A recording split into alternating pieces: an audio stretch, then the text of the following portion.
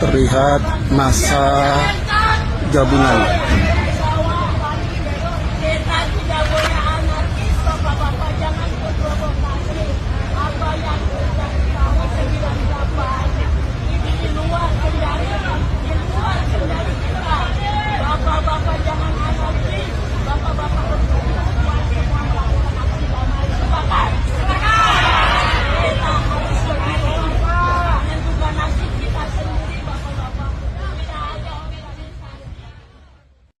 Langit Jakarta siang itu tertutup asap tebal dari ban-ban yang dibakar.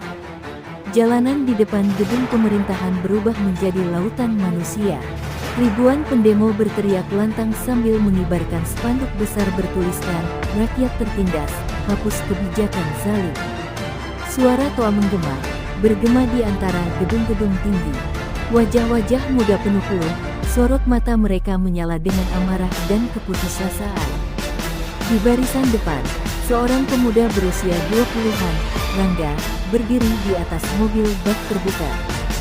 Suaranya bergetar namun tegas, membakar semangat massa. "Kita tidak akan pulang sebelum suara kita didengar," teriaknya, membuat milik sorak bergemuruh. Rangga bukan siapa-siapa, hanya mahasiswa biasa yang sejak lama resah melihat ketidakadilan, namun hari itu, ia menjelma menjadi simbol perlawanan. Polisi berjejer rapat membentuk barikade. Helm hitam, tameng besar, dan gas air mata siap dilepaskan kapan saja. Sirine meraung-raung, memperingatkan massa agar mundur. Namun peringatan itu justru membuat semangat pendemo semakin memuncak. Ketegangan seakan menggantung di udara, seperti bara api yang hanya menunggu percikan untuk meledak menjadi kobaran besar. Ketika seorang pendemo melemparkan botol plastik kosong ke arah polisi, suasana berubah. Dentuman pertama terdengar saat gas air mata ditembakkan, mengepul putih ke arah kerumunan. Suara batuk, teriakan panik, dan dorongan massa ke segala arah membuat situasi kian ricuh. Rangga tetap berdiri di atas mobil, berusaha menenangkan. "Jangan takut, kita tetap bertahan." Suaranya nyaris hilang di tengah kepulan asap. Bentrok pecah, batu beterbangan, tameng bertubrukan, jeritan demi jeritan menggema. Polisi mencoba mendorong mundur barisan dengan pentungan, sementara massa semakin beringas. Jalanan berubah jadi medan perang kecil. Aroma gas air mata bercampur dengan bau keringat, darah, dan asap ban terbakar. Di tengah kekacauan itu, sebuah mobil polisi melaju pelan dari belakang barikade, awalnya sekadar mengintimidasi. Namun dorongan massa membuat kendaraan itu tersudut. Sopir panik, pedal gas diinjak lebih dalam. Mobil itu melesat ke arah depan, tepat menuju kerumunan pendemo. Orang-orang berhamburan, menjerit, dan saling mendorong untuk menyelamatkan diri. Rangga yang masih berusaha berdiri di atas mobil bak terbuka tak sempat melompat turun. Dalam sekejap, tubuhnya terdorong ke jalan. Ia berusaha bangkit, tapi suara ban mobil yang meraung semakin dekat. "RANGGAA!" teriakan sahabatnya, Bayu, menggema histeris. Namun sudah terlambat, suara benturan keras terdengar, tubuh Rangga terpental dan tergilas ban besi yang dingin dan kejam. Kerumunan terdiam sejenak, lalu berubah menjadi lautan jeritan. Darah Rangga mengalir di aspal hitam, wajahnya pucat menatap kosong langit Jakarta. Massa yang melihat sahabat dan pemimpinnya roboh, mendidih dalam amarah. Teriakan balas dendam mulai terdengar di segala penjuru, mengubah demonstrasi yang awalnya hanya tuntutan damai menjadi awal dari tragedi berdarah. Jeritan massa membelah udara setelah tubuh Rangga terkapar di aspal. Wajah-wajah yang sebelumnya penuh semangat kini berubah menjadi horor dan murka. Bayu berlari menghampiri sahabatnya, lututnya bergetar ketika melihat darah Rangga mengalir membasahi jalan. "Rangga, bangun. Kau harus bangun." Suaranya pecah, tangannya mengguncang tubuh sahabatnya yang sudah dingin. Namun mata Rangga menatap kosong, tak lagi berkedip. Di sekeliling, pendemo lain berteriak histeris. Ada yang menangis, ada yang langsung melempar batu ke arah polisi. Gas air mata kembali ditembakkan, membuat asap putih kian menyesakkan dada. Namun kali ini, amarah massa sudah tak terbendung. Mereka tak lagi mundur. Teriakan polisi pembunuh menggema, memecah suara sirine dan dentuman. Bayu berdiri, wajahnya penuh air, mata yang bercampur dengan debu dan asap. Tangannya terkepal kuat, tatapan matanya berubah liar. Mereka harus bayar. Mereka bunuh Rangga. Suaranya meledak seperti petir. Kata-katanya menyambar hati ribuan pendemo yang menyaksikan tragedi itu. Semangat mereka yang semula terpecah karena gas air mata kini kembali menyatu dalam kobaran amarah. Polisi yang berada di barikade mencoba mundur beberapa langkah, sadar situasi di luar kendali. Namun perintah dari komandan memaksa mereka tetap bertahan. Mobil yang tadi menabrak Rangga segera ditarik mundur, namun jejak darah di jalan menjadi saksi bisu kebrutalan yang baru saja terjadi. Bagi pendemo, tak ada lagi alasan untuk menahan diri. Kerumunan mendobrak barikade, menerjang dengan batu, kayu, bahkan botol berisi bensin yang menyala. Polisi membalas dengan pentungan, perisai, dan peluru karet. Suasana berubah menjadi neraka di tengah kota.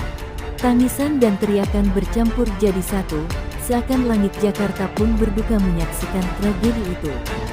Di sudut kerumunan, seorang jurnalis merekam detik-detik Rangga terlindas. Video itu tersebar cepat di media sosial. Dalam hitungan menit, berita pendemo tewas tertabrak mobil polisi menjadi trending, memicu gelombang kemarahan dari masyarakat yang tidak ada di lokasi. Mereka mulai berdatangan, bergabung dengan ribuan pendemo yang sudah marah. Bayu tetap di garis depan. Air matanya sudah mengering, digantikan oleh nyala api balas dendam. Ia mengangkat spanduk berdarah milik Rangga, lalu mengibaskannya tinggi-tinggi. Ini belum selesai. Kita rebut keadilan untuk Rangga, teriaknya. Massa berteriak serempak, suara mereka bergemuruh mengguncang aspal dan gedung-gedung di sekitarnya. Jakarta pun memasuki malam dengan bara dendam yang tak lagi bisa dipadamkan. Tragedi kematian Rangga menjadi pemicu ledakan besar. Api perlawanan sudah menyala, dan Bayu tahu, inilah awal dari perang panjang antara rakyat yang menuntut keadilan dan aparat yang bersumpah menjaga kekuasaan. Darah pertama sudah jatuh, dan darah berikutnya pasti akan menyusul. Malam itu, Jakarta seolah tidak tidur. Jalanan sekitar lokasi demo masih penuh dengan bara ban terbakar, lampu jalan berkelip samar tertutup asap hitam. Bayu duduk di pinggir trotoar, menatap kosong ke arah noda darah yang masih basah di aspal tempat Rangga meregang nyawa. Dadanya sesak, kepalanya berdenyut, namun yang lebih kuat dari semua rasa sakit itu adalah dendam yang menguasai jiwanya. Kalau kita diam, Rangga mati sia-sia, ucap Bayu lirih, suaranya bergetar. Beberapa kawan seperjuangan menatapnya dengan mata merah, sebagian karena gas air mata, sebagian karena tangis. Tidak ada jawaban, hanya anggukan lemah yang perlahan berubah menjadi tatapan penuh amarah. Kata-kata Bayu menjadi bara yang menyalakan hati mereka yang masih terbakar duka. Keesokan harinya, kabar kematian Rangga meledak di media. Foto tubuhnya yang tergeletak berlumuran darah tersebar ke segala penjuru. Mahasiswa dari berbagai universitas berdatangan ke Jakarta, menuntut keadilan. Spanduk baru bermunculan, hukum polisi pembunuh. Suasana ibu kota semakin panas, gelombang massa bertambah besar, menelan jalanan utama hingga membuat kota lumpuh. Namun, aparat justru mempertebal barisan.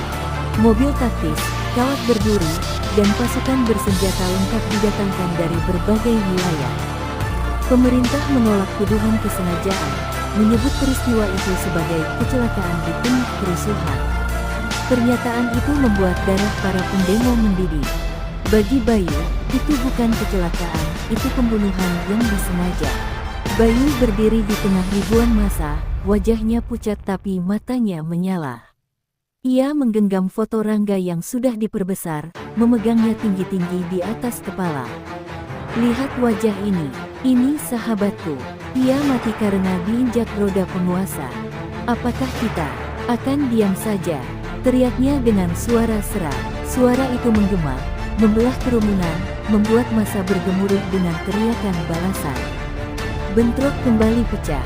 Batu dan kayu berterbangan. Polisi membalas dengan gas air mata dan peluru karet. Jeritan kembali terdengar, tubuh-tubuh kembali bergelimpangan. Namun kali ini, ada perbedaan, massa tidak gentar, mereka melawan lebih ganas. Api dendam atas kematian Rangga membuat mereka seperti musuh perlawanan yang tak bisa dihentikan. Bayu sendiri berada di garis depan, tangannya memegang batu, wajahnya basah oleh keringat dan air mata. Setiap lemparan yang ia lontarkan seolah mewakili sumpahnya pada sahabatnya yang telah pergi. Darah dibayar darah, bisiknya berulang kali, seperti mantra yang meneguhkan hatinya. Dalam dirinya, tak ada lagi jalan kembali, hanya balas dendam yang tersisa. Dan di malam yang pekat itu, di tengah teriakan massa dan sirine aparat, Bayu membuat sumpah yang akan mengubah segalanya. Jika nyawa sahabatku direnggut, maka nyawa aparat harus jatuh sebagai gantinya. Sebuah janji kelam lahir dari luka, membuka babak baru yang jauh lebih berbahaya bagi dirinya, bagi polisi, dan bagi kota Jakarta. Keesokan harinya, Jakarta seperti kota yang baru saja diguncang badai. Jalanan masih penuh pecahan kaca, bekas ban terbakar, dan bercak darah yang menghitam di aspal. Namun yang lebih menakutkan adalah ketegangan yang menggantung di udara. Semua orang tahu, ini belum berakhir. Kematian Rangga telah menjadi bara yang menyulut perlawanan, sementara sumpah Bayu membuat amarah massa tak lagi bisa dipadamkan. Media televisi menayangkan berulang kali rekaman ketika mobil polisi melindas Rangga. Gambar itu menghantam perasaan jutaan orang yang menonton. Dari Sabang hingga Merauke, orang-orang marah, sebagian mengutuk aparat, sebagian lagi menganggap pendemo telah keterlaluan. Jakarta mendadak menjadi pusat perhatian bangsa, seakan jantung negeri ini sedang dipertaruhkan di sana. Di markas kepolisian, suasana tak kalah muram. Puluhan polisi terluka parah akibat bentrokan kemarin. Ada yang patah tulang, ada yang mengalami luka bakar karena molotov. Para perwira senior duduk dengan wajah tegang, menatap laporan kerusuhan yang semakin membengkak. Di antara mereka ada yang bergumam, kita juga manusia, tapi siapa peduli dengan luka kita. Namun bagi massa di jalanan, semua luka aparat terasa tak sebanding dengan darah Rangga yang tumpah. Mereka menganggap polisi hanyalah alat kekuasaan, bukan korban. Bayu dan kawan-kawan terus menggerakkan orasi, menyebarkan foto-foto Rangga yang berlumuran darah, menjadikannya simbol perjuangan. Semakin banyak yang bergabung, semakin besar pula gelombang amarah yang bergemuruh di ibu kota. Hari itu, bentrokan kembali pecah. Polisi menembakkan gas air mata, massa membalas dengan lemparan batu dan bom molotov. Suara ledakan kecil terdengar di sudut jalan, membuat warga sipil yang tak terlibat panik dan lari terbirit-birit. Jakarta perlahan berubah menjadi kota yang mencekam, ibarat bara api yang ditiup angin kencang. Di sisi lain, keluarga Rangga menuntut keadilan di depan publik. Ibunya, dengan suara bergetar, berkata di televisi, "Anak saya mati untuk rakyat. Jangan biarkan kematiannya sia-sia." Kata-kata itu menusuk hati banyak orang, menambah bara di dada pendemo. Bagi Bayu, itu seperti restu untuk melanjutkan perjuangan dengan cara apapun. Sementara itu, di rumah duka seorang polisi muda yang terluka parah, istri dan anaknya menangis memohon agar ayah mereka pulang dengan selamat. Namun tubuh sang polisi terbaring di rumah sakit dengan selang oksigen, nyawanya menggantung tipis. Kabar itu membuat rekan-rekan polisi semakin murka. Bagi mereka, massa bukan lagi sekadar demonstran, mereka adalah ancaman mematikan. Jakarta kini benar-benar terbelah dua. Di satu sisi, rakyat yang merasa dizalimi menuntut darah dibayar darah. Di sisi lain, Aparat yang merasa diserang menuntut penghormatan atas luka dan nyawa mereka. Dan di tengah kobaran api kebencian itu, Bayu berdiri sebagai pemantik, bersumpah untuk menuntut balas dengan caranya sendiri. Perang kecil di ibu kota baru saja dimulai. Malam itu, Jakarta tak lagi hanya dipenuhi suara kendaraan, melainkan dentuman sepatu aparat dan bisik-bisik dendam dari lorong-lorong gelap. Bayu duduk bersama 5 kawannya di sebuah gudang kosong di belakang terminal. Wajah mereka pucat diterangi cahaya lampu minyak, namun mata mereka menyala penuh amarah. Di hadapan mereka, botol-botol bensin berjejer, siap dijadikan molotov. Malam ini kita bayar darah Rangga, ucap Bayu dengan suara dingin. Kawan-kawan saling pandang, ada yang gemetar, ada pula yang tersenyum getir, seakan sadar langkah mereka tak akan bisa ditarik kembali. Salah satu dari mereka, Joni, bertanya lirih, kau yakin, Bayu? Ini bisa membuat semuanya semakin kacau. Bayu menatapnya tajam, suaranya pecah tapi tegas, Rangga mati diinjak ban besi. Kita tidak boleh hanya menangis. Kita harus membuat mereka merasakan yang sama. Di luar, suasana kota masih tegang. Polisi berjaga ketat di pos-pos penjagaan, wajah mereka letih setelah berhari-hari menghadapi bentrokan. Beberapa duduk bersandar di kursi, sebagian lagi berjaga dengan mata setengah terpejam. Mereka tak tahu bahwa di balik kegelapan, sekelompok anak muda tengah merencanakan malam yang akan mengubah segalanya. Bayu dan kawan-kawan bergerak diam-diam, menyusuri gang sempit sambil membawa tas berisi botol bensin. Jantung mereka berdegup kencang, setiap suara anjing menggonggong membuat mereka menahan napas. Namun amarah lebih besar daripada rasa takut. Bagi Bayu, setiap langkah adalah hutang yang harus dibayar dengan darah aparat. Ketika mereka sampai di dekat sebuah pos polisi kecil, suasana begitu sepi. Hanya ada 3 polisi muda berjaga, 2 duduk mengobrol, 1 lagi berdiri sambil menghisap rokok. Bayu menggenggam erat sebotol molotov di tangannya, keringat dingin mengalir di pelipisnya. Sekarang atau tidak sama sekali, bisiknya. Dalam sekejap, api menyala. Molotov dilemparkan, meledak kecil menghantam sisi pos. Api menjelak dinding, teriakan panik polisi langsung pecah. Salah seorang polisi berusaha memadamkan api dengan jaket, sementara 2 lainnya berlari keluar dengan wajah pucat. Namun di balik api, Bayu dan kawan-kawan sudah menyerbu dengan kayu dan parang di tangan. Pertarungan singkat pun terjadi. Teriakan bercampur dengan suara kaca pecah dan api yang membara. Bayu menghunus parang dengan tangan gemetar, tapi dendam menuntunnya. Sebuah bacokan mengenai tubuh seorang polisi muda bernama Arman. Jeritan nyaring memecah malam, darah menyembur, dan tubuh Arman roboh di aspal. Bayu terdiam sejenak, menatap darah yang mengalir dari tubuh Arman. Dadanya berdegup kencang, setengah takut, setengah puas. Rangga, kau sudah kubalaskan, bisiknya lirih, sebelum mereka semua melarikan diri ke kegelapan. Malam itu, Jakarta resmi tercabik 2 luka, darah seorang pendemo, dan kini darah seorang polisi. Lingkaran dendam baru saja dimulai.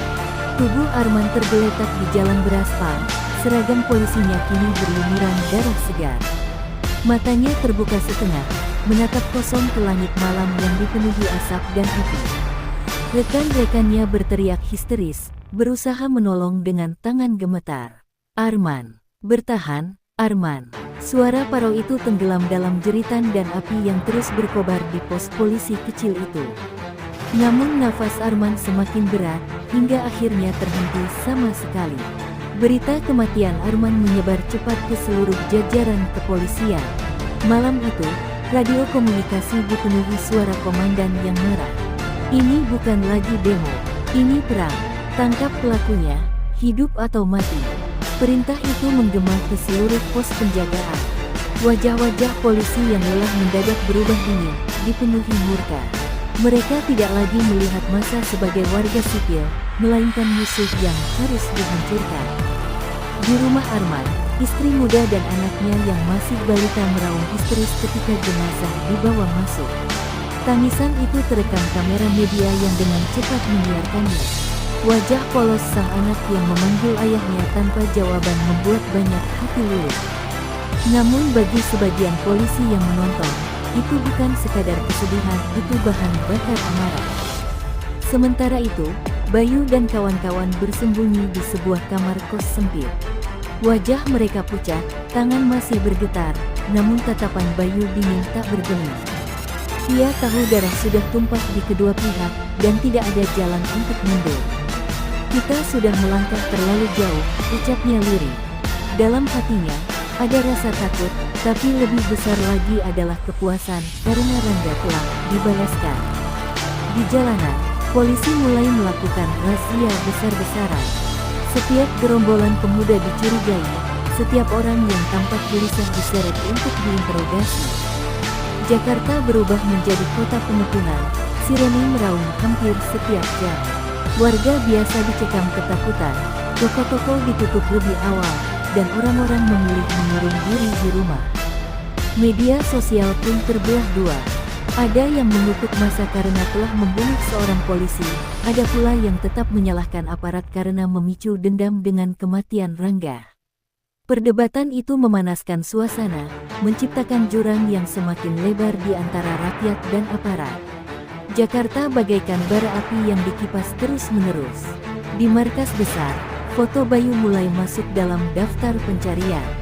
Saksi mata menyebutkan ada seorang pemuda dengan wajah penuh kemarahan yang memimpin serangan malam itu.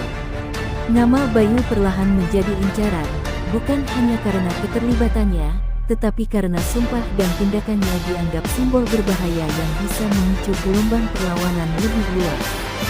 Malam itu, Bayu berdiri di jendela kos sempit, menatap lampu kota yang redup dan suara sirene yang tak henti-hentinya meraung.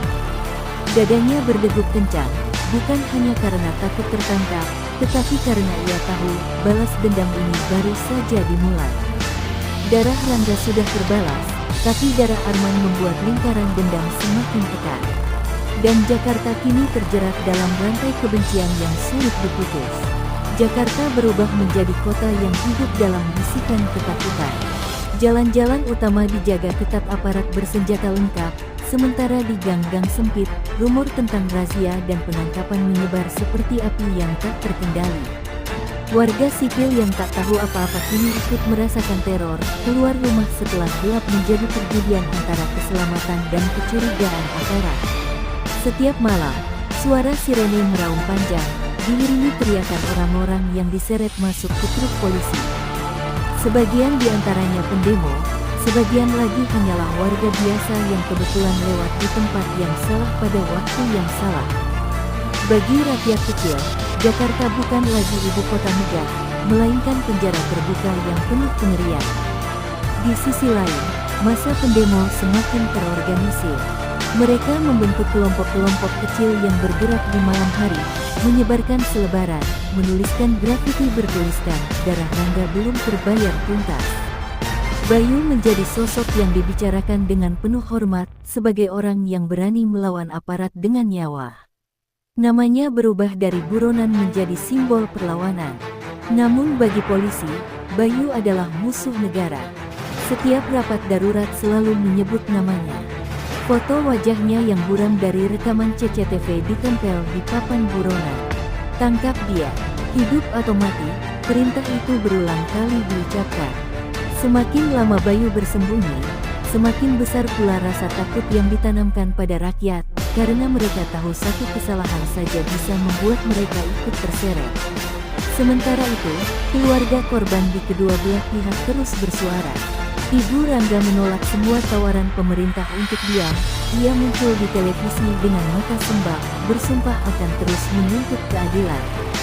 Di sisi lain, istri Arman menjerit histeris di pemakaman, memeluk peti mati sang suami sambil mengutuk massa sebagai pembunuh kejam. Dua wajah kesedihan itu ditayangkan bersamaan, membuat rakyat terbelah semakin dalam. Malam-malam Jakarta kini dipenuhi api dan bayangan. Ban-ban terbakar masih sering ditemukan di jalanan, sementara pos-pos polisi diperkuat dengan kawat berduri. Tembok gedung dipenuhi coretan perlawanan. Suara azan subuh kadang bercampur dengan sirene ambulans yang membawa korban bentrokan malam sebelumnya. Kehidupan sehari-hari seakan tenggelam dalam lingkaran dendam yang tiada henti. Bayu bersembunyi di sebuah kontrakan kumuh di ujung kota. Tubuhnya kurus karena kelelahan, namun matanya tetap menyala. Ia tahu, polisi semakin dekat. Setiap langkah di luar bisa menjadi langkah terakhirnya. Namun ia juga merasa semakin banyak orang yang menaruh harapan padanya, menjadikannya pahlawan dalam diam. Aku tidak boleh tertangkap, belum sekarang, gumamnya. Jakarta, kota yang dulu dikenal dengan gemerlap lampu dan hiruk-pikuk kehidupan, kini berubah menjadi arena pertempuran tak resmi. Di satu sisi, rakyat yang menuntut keadilan. Di sisi lain, aparat yang menuntut kehormatan. Dan di tengah keduanya, Bayu, pemuda yang tak pernah menyangka dendamnya akan menyeret satu kota ke dalam jurang ketakutan. Pemerintah akhirnya turun tangan, mengadakan mediasi terbuka di sebuah gedung tinggi di Jakarta. Tokoh-tokoh masyarakat, aktivis, hingga perwakilan keluarga korban diundang. Kamera televisi menyorot setiap detik, berharap menemukan secercah perdamaian. Namun begitu pertemuan dimulai, suasana sudah dipenuhi kecurigaan dan amarah. Kata-kata yang keluar bukanlah solusi, melainkan tuduhan. Ibu Rangga menatap lurus ke arah pejabat dan perwira polisi yang hadir. Dengan suara bergetar, ia berkata, "Anakku dibunuh. Sampai sekarang tidak ada satupun aparat yang dihukum. Bagaimana kalian menyebut ini keadilan?" Ucapannya disambut tepuk tangan pendemo yang hadir. Wajah para polisi menegang, sebagian menunduk, sebagian lagi mengepalkan tangan penuh murka.